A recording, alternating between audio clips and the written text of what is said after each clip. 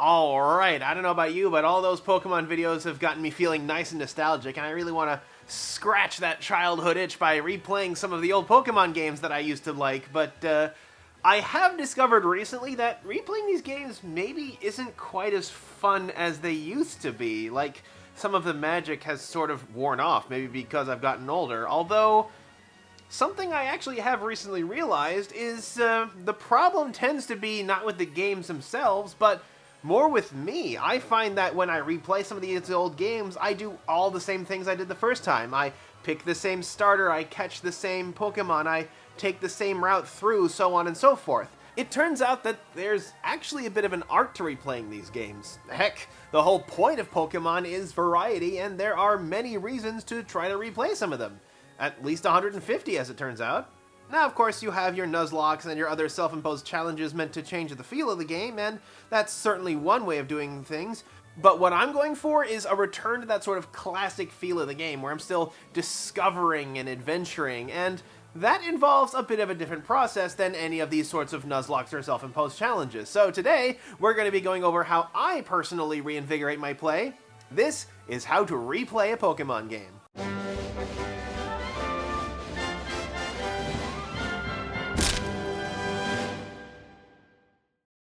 Step 1, grab a walkthrough. The first time you play a Pokemon game should be magical. You should go in as blind and as spoiler-free as possible so that you can experience all of the magic and discovery as you go. I once made the mistake of gobbling up all of the spoilers that I could for Ruby and Sapphire, and it sort of ruined the experience for me, so I am actually a firm advocate these days of going as spoiler-free as you possibly can.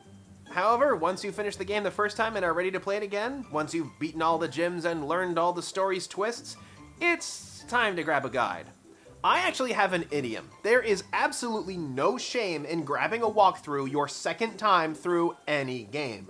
The second time you go through a game, that's the time where you're looking for all the stuff that you missed the first time after all, and a walkthrough is frequently the best way to find it. Like, did you know that the Union Cave in Johto had 3 additional floors, including an underground lake where a Lapras appears every Friday? Or how many of you have even met Mira? I bet a lot of you haven't, seeing as she's buried at the bottom of a cave whose entrance you can't even see. And don't even get me started on the cryptic bullpucky that is unlocking the Reggie trio. This is what guides are for, finding the secrets you missed, learning where rare Pokemon are found, trying a different path through the game. It's all about finding the things you haven't seen yet and enjoying the experience. And like I said, if you've already beaten the game once, feel free to spoil yourself silly. My second piece of advice, and really the only other one, is plan your team in advance. Yeah, I know that seems like a short list, but this one actually has a lot of caveats to it. You see, most of these games have things that I refer to as comfort zone Pokemon. These are Pokemon that you generally find early on, learn a bunch of useful and powerful moves, and basically last you the entire game. They might be available in the first few routes, or they might be the first Pokemon available to fill a niche in the team build. Now, whenever I would fire up a new game, I would find that I was grabbing these sorts of Pokemon, and it made the whole thing actually a really straightforward experience. These days, I actually kind of avoid those kinds of Pokemon. I've played through Sun and Moon like 3 times between that and Ultra, and I have never actually used Pikipek. Anyway, the point of picking a team in advance is not just about good team composition, but it is specifically about using Pokemon that you never have before. Try that starter that you thought looked kinda dorky, or that Pokemon that you deliberately avoided, or even those that have a bad reputation. Who knows, you just might find a new best friend out of it. Now, part of this does often mean using Pokemon that are caught a ways through the game. My recent replay of Omega Ruby used the Pokemon Swablu, a Pokemon that's available about halfway through, but here's the other tip. Only catch Pokemon as you need them.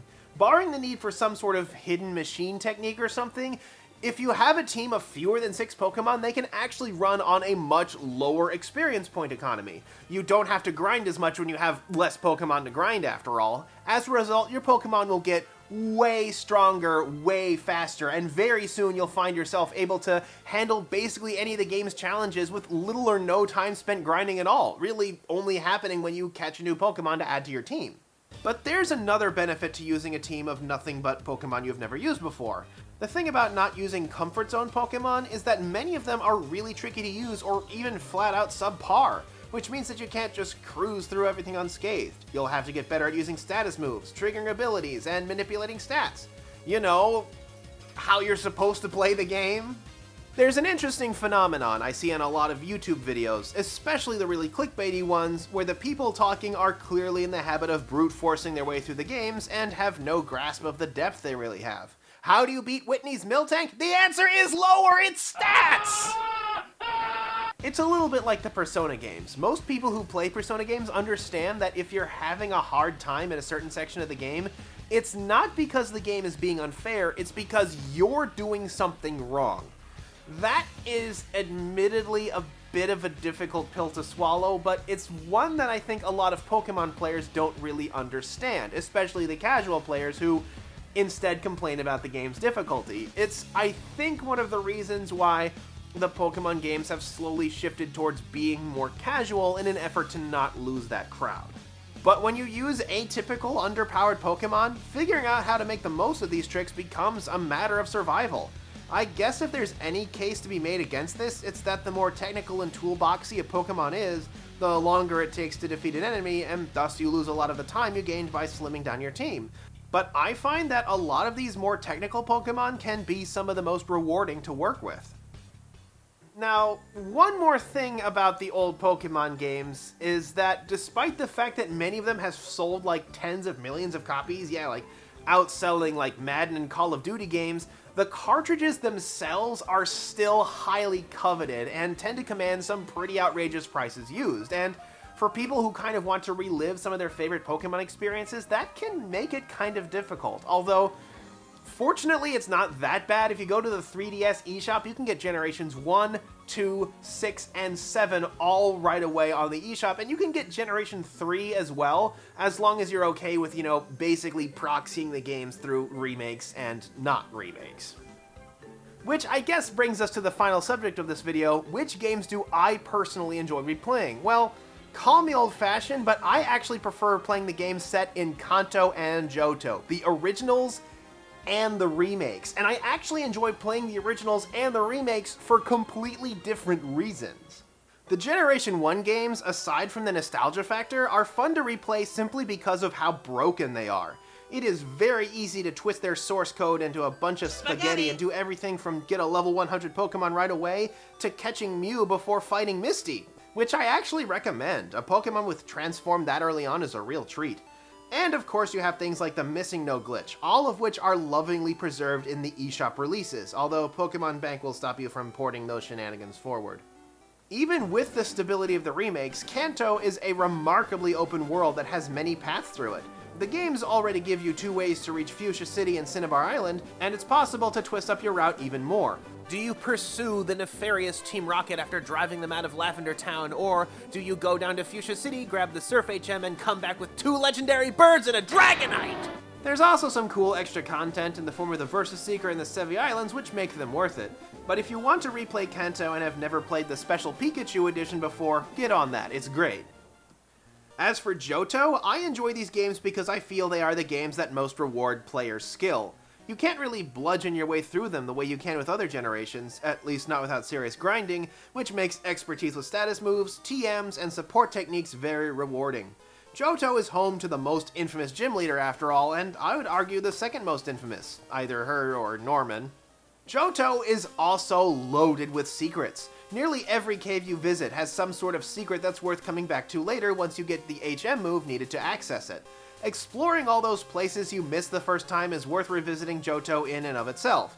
And lest we forget, the best post-game in the entire series, an entire second region with 8 new badges to get and a whole new champion waiting for you at the very end. Heart Gold and Soul Silver are considered the best Pokemon remakes and quite possibly even the best Pokemon games ever released. There is tons of rebalancing, certain items such as evolution stones are a whole lot easier to get, and the Blackthorn City slump, where it becomes really difficult to grind after you reach Blackthorn City, is all but eliminated. And did I mention that it's basically the Special Pikachu edition only for every Pokemon that exists up through Generation 4? Yeah, there's a reason why the Heart Gold and Soul Silver remakes are so expensive used. All of the hype behind them is totally justified. But if you're feeling kinda broke, Crystal is on the eShop for just $10, and you can't really beat that. My least favorite games to play are actually the games set in Generation 5. And I know that it's a favorite set of games for a lot of people, but I don't really like Generation 5 story, and that's the problem, because Generation 5 is its story. The Unova region in all 4 games is very linear because of how beholden it is to its story. You can't really try an alternate route or mess with the gym order, and there aren't a lot of detours the way that the games before it had. Trying to do anything like that just winds up running into the men with the white gloves telling you to turn around and get on with the story. And it's not like a Final Fantasy game where you can bring along different characters to unlock new dialogue or even learn new plot details in subsequent playthroughs. The story is the same every time.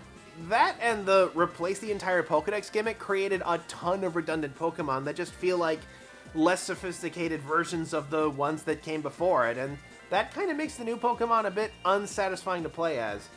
Yeah, I'm not a terribly big fan of Generation 5, but they're still Pokemon games. They're still good. If you've never played them before, give them a shot after you've played all the other generations first.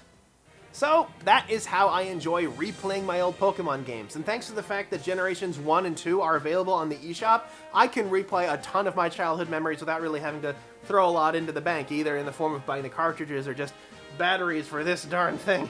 So, thanks again for watching. This has been a very fun Pokemon week. If I get the chance, I will definitely go over some more of Wicked Cool stuff in the future, and until next time, this has been the Pokemon-a-thon, and this is Kodak signing off.